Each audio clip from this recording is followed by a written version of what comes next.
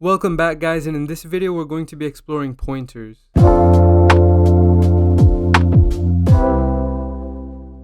Alright guys, so a pointer is a reference to a value.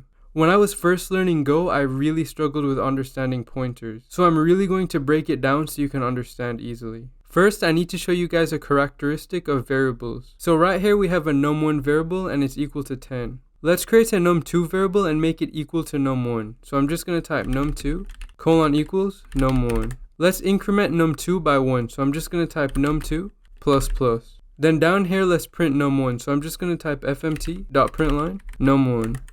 Now let's go ahead and run the code. And as you can see, although we incremented num2's value, num1 was not changed. That's because this line of code right here assigns num2 a copy of num1's value. Pay attention to the word copy. Any changes made to num2 won't affect num1's value. Let's try make num2 a pointer to num1. So let's just go ahead and delete this real quick. And now I'm just going to put an and sign before num1 right here, just like this. So this line of code is now saying that num2 is equal to the location of num1's value. In other words, num2 is pointing to num1's value. Now let's print num2. So down here I'm just going to type fmt.println num2. Now let's go ahead and run the code. And as you can see, we get this sequence of characters, and this is the location of num1's value in memory. And we can actually access the value at this location. To do this, all I'm going to do is just go ahead and put an asterisk right here before num2. And this is known as dereferencing or indirecting. Now let's go ahead and run the code again. And as you can see, we got 10. And that's because num2 is pointing to num1's value, which is 10. We can also edit the value at the location stored in num2. So right here, I'm just going to type asterisk num2 plus plus, just like this. And then down here, instead of printing num2, let's actually go ahead and print num1. So I'm just going to go ahead and type num1 right here. Now let's go ahead and run the code.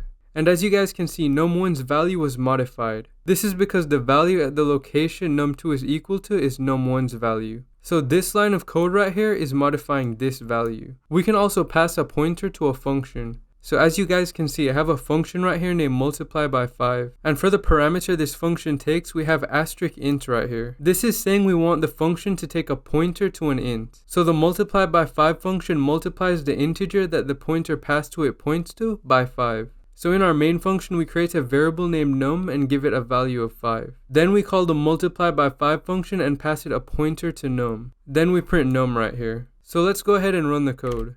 And as you guys can see, 25 was printed. That's because we passed a pointer to num to our multiply by 5 function. And then inside of our multiply by 5 function right here, we multiplied the value that the pointer points to by 5, which means that num's value was modified. So in this example, we increased the value of num. I'd really appreciate if you like, subscribe, and turn on notifications so my sub count can increase as well.